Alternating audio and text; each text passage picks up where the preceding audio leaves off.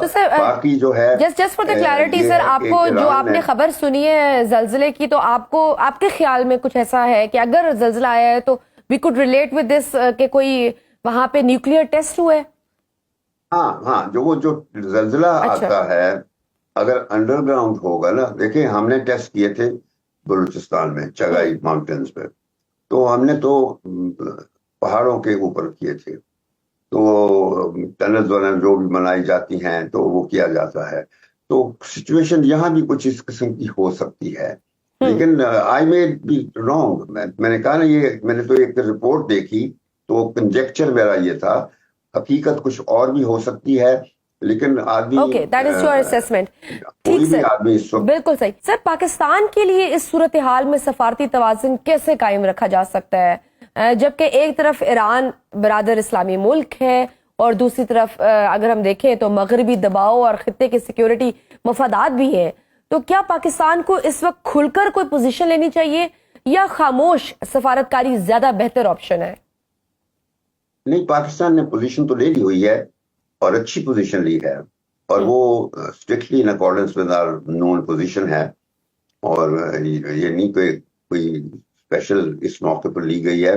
हमने हमेशा जब भी ईरान पर कोई मुश्किल वक्त आया, हमने ईरान को सपोर्ट किया है, और जब हम पे मुश्किल, जब भी इंडिया के साथ हमारे झगड़े होते थे, लड़ाइयाँ होती थी, तो ईरान हमें, जिसको कहते हैं ना, बैक चैनल से, यानी हमारी बैक यार्ड के तौर पर हमें मदद सप्लाई करता था। और हम ईरान की जंगों में, इराक के साथ हुई या किसी के साथ हुई, तो हम ईरान की जो बंदरगाहें बंद हो जाती थी, तो हम अपनी बंदरगाह के जरिए से ईरान को सप्लाई देते थे। तो हमारी पोजीशन रही है, और अभी भी हमारी हुकूमत ने एक बड़ी अच्छी पोजीशन ली है, ईरान को अपनी सपोर्ट का यकीन दिला दिया है। लेकिन जाहिर है कि ये सपोर्ट किसी हद तक लिमिटेड होगी, यानी ये नहीं कि हम खुली जंग का हिस्सा बनेंगे, वो हम कभी भी नहीं बन सकते, क्योंकि न्यूक्लियर ताकत के तौर पर हम अपने यानी इंडिया के दुश्मन इंडिया के खिलाफ भी कभी न्यूक्लियर हथियार इस्तेमाल करने का नहीं सोच सकते, क्योंकि न्यूक्लियर बॉम्ब जो होता है ये कभी इस्तेमाल करने के लिए नहीं होता है। It's only A deterrent.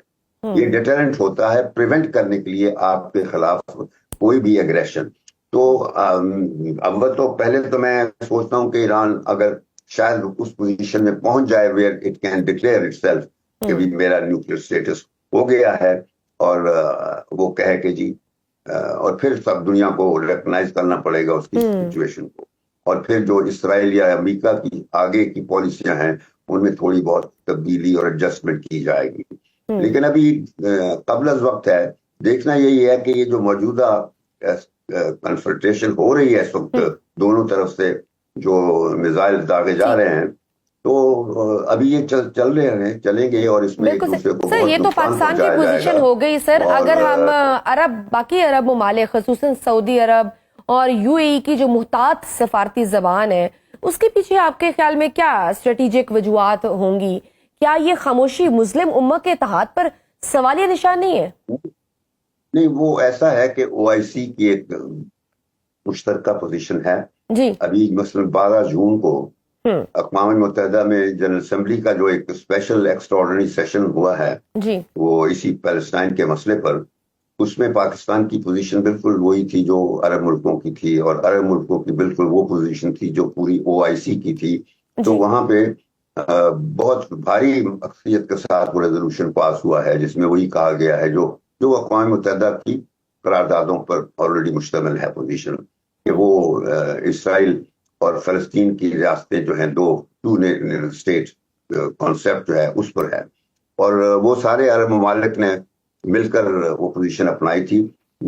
2002 में बेरूत में एक इनिशिएटिव लिया था करान प्रिंस अब्दुल्ला ने, जिसमें ये टू स्टेट पॉलिसी पर अरबों की जो एक्सेप्टेंस थी वो कमिट की गई थी, लेकिन उसकी शराइत ये थी कि इसराइल जो है फलस्तीन रियासत को भी तस्लीम करेगा और फलस्तीनियों को, रेफ्यूजीज को वापस फलस्तीन जाने की इजाजत देगा। तो वो एक यानी जनरली एक्सेप्टेड सोल्यूशन है। हल कोई भी होगा तो वो उसके मुताबिक होगा।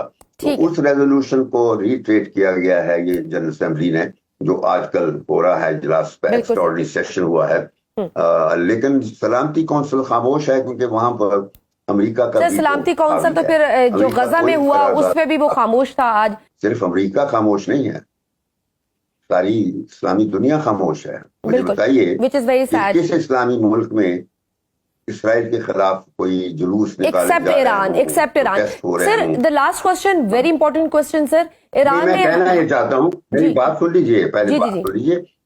जितने प्रोटेस्ट हो रहे हैं वो यूरोप में हो रहे हैं, हाँ जी, अमेरिका में हो रहे हैं, हाँ जी, फलस्तीनियों के हक में जो हो रहे हैं, बिल्कुल और गैर मुस्लिम मुल्कों में हो रहे हैं, मुस्लिम मुल्कों में नहीं हो रहे हैं। ऐसा ही तो है। जब तक मुसलमान दुनिया जो है वो अपनी कमजोरी पर कायम रहेगी, बड़ी स्ट्रेंथ के साथ कायम रहेगी, उस वक्त तक कोई भी मुस्लिम दुनिया का मसला सही तरीके से हल नहीं होगा। बस ये ट्रू है।